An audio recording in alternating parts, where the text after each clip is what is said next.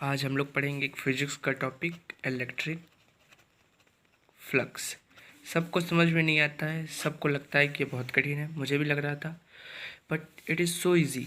बस हमें समझने का दिक्कत है, समझना ज़रूरी है, बाकी कुछ कठिन नहीं है।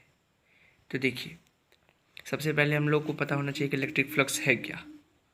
तो मान लीजिए एक हमारे पास सरफेस एरिया है S, और जिसमें से इलेक्ट्रिक फील्ड लाइंस बाहर जा रही हैं, यानी फोर्सेस ऑफ लाइंस बाहर जा रही हैं। तो ये एक प्रकार से क्या कहलाएगा कि फ्लक्स है। देख, तो हम लोग कह सकते हैं कि total number of lines of forces that are crossing the area equal to flux. तो इसे डिनोट करते हैं, it is denoted by phi. तो सबसे पहले इसका हमें डिफाइन जानना चाहिए। तो डिफाइन इसका है कि द इलेक्ट्रिक फ्लक्स, क्या, the electric flux through a surface is total number of lines of forces crossing the given surface in direction normal to the surface। क्या होगा उसका डायरेक्शन होगा नॉर्मल टू द सरफेस।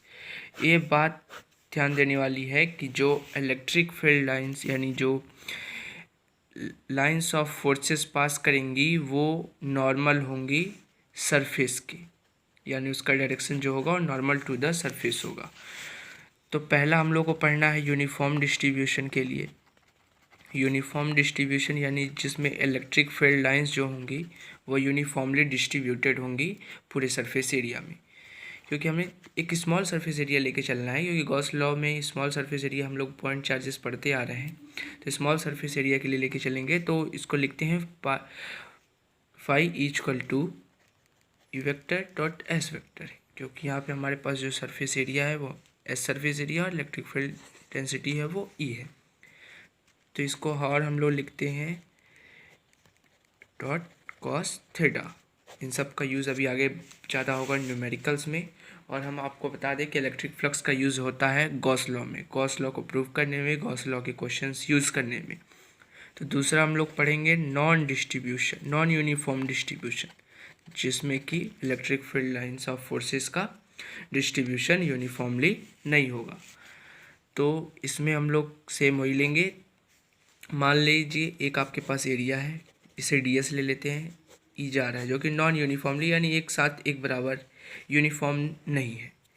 तो phi equal to हो जाएगा vector dot ts vector. तो इसको और हम लोग लिखते हैं, जो नॉन यूनिफॉर्म होता है वो स्पेशली क्लोज्ड के लिए होता है। तो ये जो साइन है उसे ध्यान रखिएगा, ये ये दिखाता है कि जो सरफेस एरिया है वो क्लोज्ड होगा। क्या होगा? क्लोज्ड होगा।